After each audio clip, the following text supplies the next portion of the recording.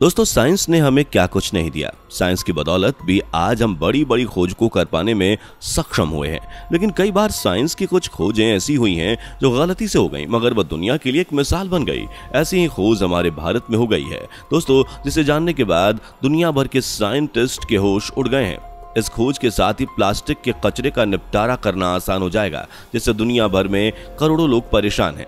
Plastic के कचरे के इस्तेमाल से इंसानों पर डायरेक्ट और इनडायरेक्ट बहुत बुरा असर पड़ता है।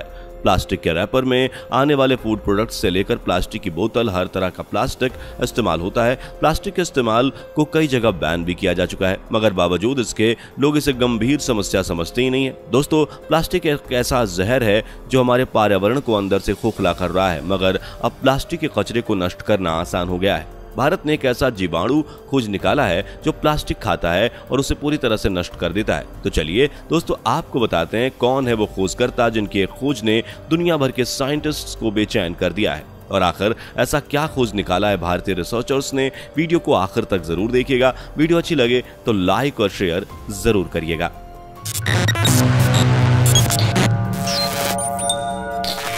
दोस्तों, जैसा कि आप लोग भी जानते हैं कि प्लास्टिक कभी नष्ट नहीं होता और यह हमारे पर्यावरण के लिए बहुत ही ज्यादा खतरा है। भारत में सिंगल यूज्ड प्लास्टिक पर भी बैन लगाया जा चुका है, मगर फिर भी दुकानों और मार्केट्स में लोगों के पास अब भी प्लास्टिक की बोतलें, बैग्स और बहुत सारी प्लास्टिक की चीजें आप देखते ही होंगे। लोग इनका इस्तेमाल करने से पीछे नहीं हट रहे हैं।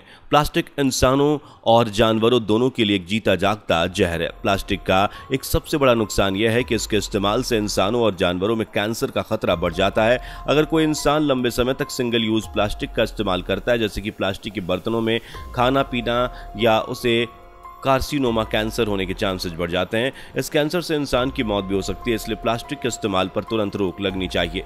प्लास्टिक से सिर्फ इंसान ही नहीं बल्कि हमारा पर्यावरण भी दूषित होता है। नदी, समुद्रों में जब ये प्लास्टिक का कचरा जाता है तो समुद्र के जीव जंतु भी उनकी चपेट में आ जाते हैं और उनकी मौत हो जाती है। अभी कुछ दिन पहले खबर आई थी कि किसी समुद्र के बीच लाखों मछलियां मरी हुई पाई गईं। समुद्र की लहर ने उन लाखों मछलियों को किनारे पर ला दिया था। एक्सपर्ट्स का मानना है कि ऐसा समुद्र के पानी की गुणवत्ता के खराब होने की वजह से हुआ था। प्लास्टिक के नुकसान के बारे में हम अक्सर अपने टीवी और मोबाइल्स पर सुनते और देखते आ रहे हैं, लेकिन फिर भी इसे नजरअंदाज करते हैं। चलिए आपको बताते हैं कि आखिर क्यों प्लास्टिक जैसी समस्या को नजरअंदाज नहीं करना चाहिए और इसकी वजह से हो रहे पर्यावरण के नुकसान को रोकने के क्या उपाय हैं। दोस्तों, आपके दिमाग में अक्सर ही यह सवाल आया होगा कि आखिर जब प्लास्टिक इतना खतरनाक है तो सरकार इसके इस्तेमाल को बैन क्यों नहीं कर देती, और क्यों प्लास्टिक की चीज़ों को बैन नहीं किया जा सकता है। तो दोस्तों, आपको बता दें कि प्लास्टिक को बनाने में आने वाली लागत और मेहनत बहुत कम लगती है। प्लास्टिक काफ़ी ज़्यादा सस्ता होता है। इसके सस्ता होने की वजह से प्लास्टिक से चीज़ों को ज़्यादा से ज़्यादा बनाया जाता है। इसके मुकाबले स्टील और कांच की बोतलों को बनाने में काफ़ी लागत लगती है। इस वजह से प्लास्टिक की चीज़ें बाज़ारों में सस्ती मिल जाती है और इसका इस्तेमाल करना भी बहुत आसान होता है। ये वजह है कि सरकार प्लास्टिक से बनी चीज़ों को ही बैन कर सकती है, मगर प्लास्टिक के इस्तेमाल को नहीं। लेकिन सरकार अपनी नीतियों, योजनाओं से आम जनता को वक्त वक्त पर अवेयर भी करती रहती है। प्लास्टिक के इस्तेमाल को रोकने के लिए कितनी ही योजनाएं चलाई गईं, मगर एक भी सफल नहीं हुई। दोस्तों, आपको बता दें कि प्लास्टिक सदियों से डिकम्पोज नहीं होता है। प्लास्टिक को ना तो जलाया जा सकता है और ना ही दफनाया जा सकता है। प्लास्टिक को मिटाने का कोई भी तरीका फिलहाल वैज्ञानिकों के पास नहीं था, मगर अब है दोस्तों, और यह तरीका किसी और ने नहीं बल्कि भारत ने ही खोज निकाला है। प्लास्टिक हमारी हवा, पानी और मिट्टी तीनों को दूषित करता है। उसे जल्द से जल्द रोकना बहुत जरूरी है। दोस्तों, प्लास्टिक के खात्मे के लिए पूरी दुनिया के साइंटिस्ट जी जान लगाकर खोजबीन कर रहे हैं, मगर यह सफलता सबसे पहले भारत ने ही हासिल की है। दरअसल उत्तर प्रदेश के ग्रेटर नोएडा में बनी एक दलदली भूमि में 2 प्रकार के प्लास्टिक खाने वाले जीवाणुओं का पता लगाया गया है, जो प्लास्टिक के कचरे को पूरी तरह से खत्म कर देंगे। इससे पूरी दुनिया को प्लास्टिक के कचरे से छुटकारा पाने में आसानी होगी। ग्रेटर नोएडा की शिवनाडर यूनिवर्सिटी के रिसर्चर्स ने 2 ऐसे जीवाणुओं की खोज की है जिनमें पॉलीस्टीरीन को पचाने की क्षमता होती है। पॉलीस्टीरीन सिंगल इस्तेमाल वाले प्लास्टिक के सामान जैसे कि डिस्पोजेबल कप, प्लेट, खिलौने, पैकिंग में इस्तेमाल होने वाली प्लास्टिक की चीजें बनाने में इस्तेमाल होने वाले मेन सोर्स हैं। जिस जीवाणु की खोज की गई है वह 2 प्रकार के। पहला एक्सीग्यूओबैक्टीरियम साइबेरिकम जीवाणु DR11 और दूसरा एक्सीकोबैक्टीरियम अंडेई जीवाणु DR14 है। इन दोनों जीवाणुओं की पहचान यूनिवर्सिटी के अंदर मौजूद दलदली भूमि से हुई है।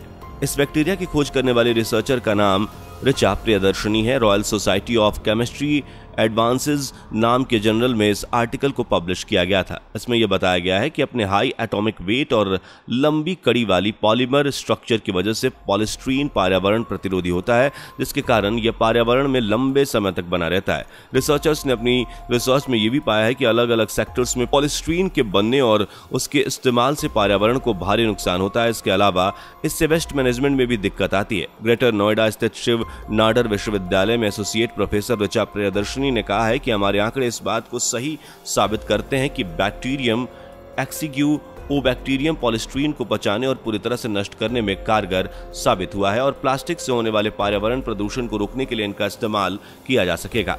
प्रियदर्शनी ने आगे कहा है कि दलदली भूमि में सूक्ष्म जीवी विविधता काफी अधिक होती है, लेकिन उसके मुकाबले इन्हें कम लोग ही खोज पाते हैं। इसलिए ये पारिस्थितिकी नौ जैव प्रौद्योगिकी अनुप्रयोगों का इस्तेमाल कर इन जीवाणुओं को अलग करने के लिए आदर्श आधार देती है। खोजकर्ताओं की इस टीम में प्रियदर्शनी के साथ साथ स्कूल ऑफ नेचुरल साइंसेज के डिपार्टमेंट ऑफ लाइफ साइंसेज की टीम भी थी। दोस्तों, आपको बता दें कि एक अनुमान के मुताबिक भारत में हर साल 1165 करोड़ मीट्रिक टन प्लास्टिक इस्तेमाल में लाई जाती है। दोस्तों, शिव नाडर विश्वविद्यालय के एसोसिएट प्रोफेसर ऋचा का मानना है कि उनकी ये नई खोज प्लास्टिक को पूरी तरह से नष्ट कर देगी और यह आविष्कार एक क्रांतिकारी आविष्कार साबित जरूर होगा। दोस्तों, आपको बता दें कि अभी तक दुनिया में कोई भी वैज्ञानिक प्लास्टिक के निपटारे की समस्या को सुलझा नहीं पाया था, मगर भारत की इस खोज के बाद दुनिया भर में भारत का कद ऊंचा हो गया है।